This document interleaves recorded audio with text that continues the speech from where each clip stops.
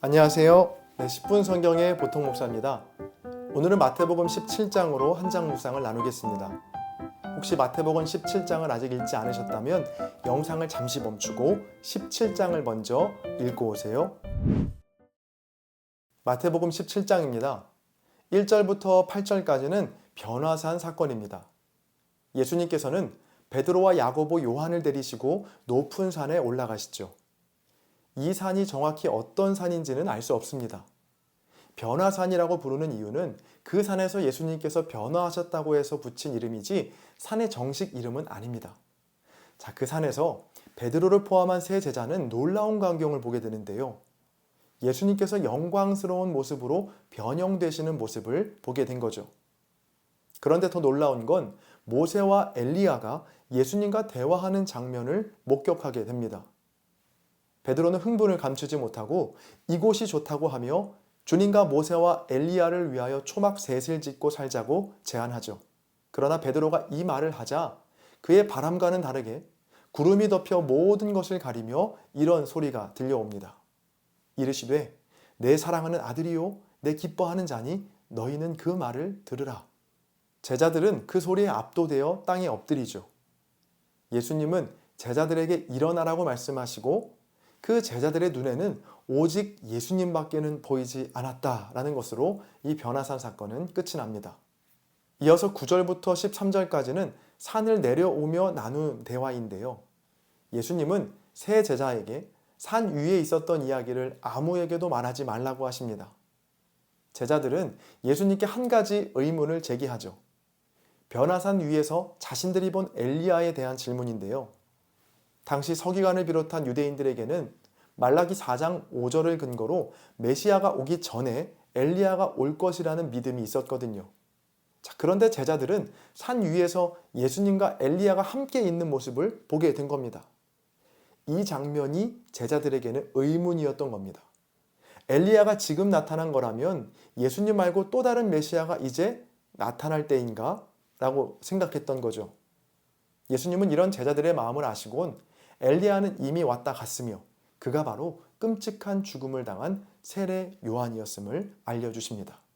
다음으로 14절부터 21절까지는 예수님께서 믿음이 없는 제자들을 꾸짖으시는 내용인데요.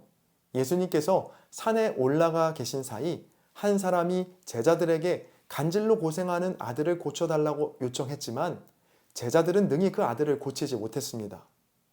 이에 예수님은 제자들에게 믿음이 없고 패역한 세대라고 꾸짖으십니다. 제자들에게 이 아들을 고치지 못한 이유는 너희가 겨자씨만한 믿음조차도, 즉 믿음이 없기 때문이라고 말씀하시죠. 22절과 23절은 지난 16장에서 처음으로 말씀하신 죽음과 부활에 대해 두 번째로 말씀하시고요. 마지막 24절부터 27절까지는 성전세 논쟁인데요. 성전세를 내고 안 내고보다 더 중요한 건 사람을 실족하지 않게 하는 것, 즉 사람을 얻는 것이라고 말씀하시는 것으로 오늘 17장은 끝이 납니다. 오늘 17장의 첫 시작이 아주 의미심장합니다. 엿새 후에라는 말이 보여주듯이 바로 앞에 일어난 사건과 긴밀한 연관이 있다는 것을 알 수 있죠. 오늘 본문 바로 직전에는 예수님께서 죽음과 부활에 대해 처음으로 말씀하시며 나를 따라오려거든 자기를 부인하고 자기 십자가를 지고 나를 따를 것이라고 말씀하시는데요. 그리고 엿새 후에 이 변화산에 오르신 겁니다. 그래서 변화산 사건은 앞서 말씀하신 죽음과 부활 그리고 십자가 지는 삶과 연결해서 생각해 봐야 합니다.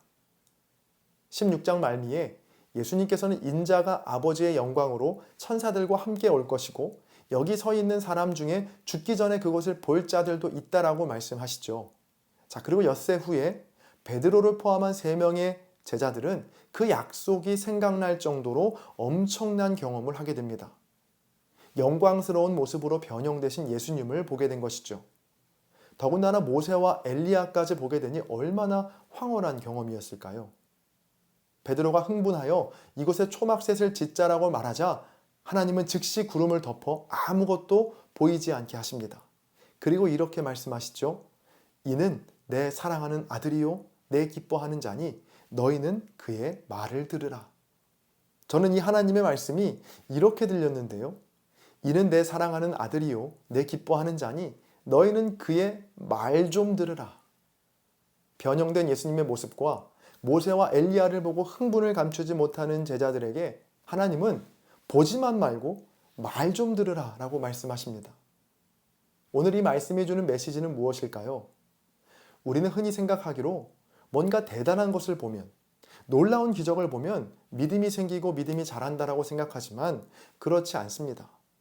아무리 놀라운 것을 보더라도 주님의 말씀을 듣지 않으면, 그래서 그 말씀대로 살지 않으면 결코 우리의 믿음이 자랄 수 없다는 것을 오늘 말씀이 분명히 우리에게 알려주고 있습니다.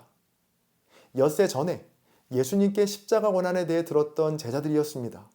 자, 변형된 예수님의 모습을 통해 주님이 진정 그리스도이시고 하나님의 아들이심을 확신하게 된 이 제자들이 취해야 할 다음 행동은 무엇이었을까요?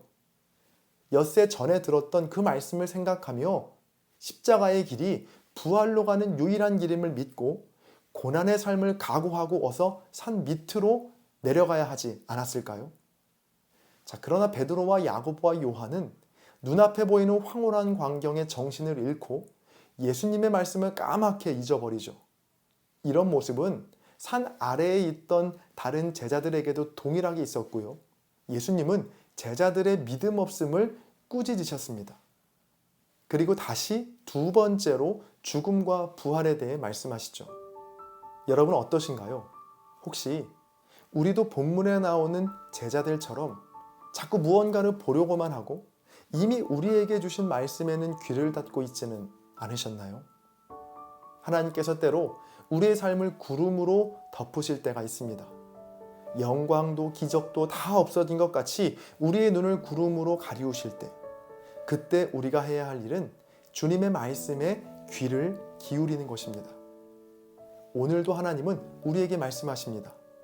이는 내 사랑하는 아들이요 내 기뻐하는 자니 너희는 그의 말 좀 들으라. 지금은 댓글 작성 시간입니다. 오늘의 영상을 통해 아니면 여러분 각자의 묵상에서 발견한 은혜와 도전들을 댓글에 남겨주세요. 댓글에 적기가 부담스러우신 분들은 좋아요로 한 장 묵상에 동참해주세요. 또 영상 밑에 있는 알림 표시를 누르시면 조금 더 편하게 한 장 묵상에 함께 하실 수 있습니다. 여러분의 나눔이 누군가에게는 큰 위로와 도전이 될 수 있습니다. 찬양 들으시면서 댓글 남겨주시고요. 저는 다음 영상에서 뵙겠습니다. 감사합니다.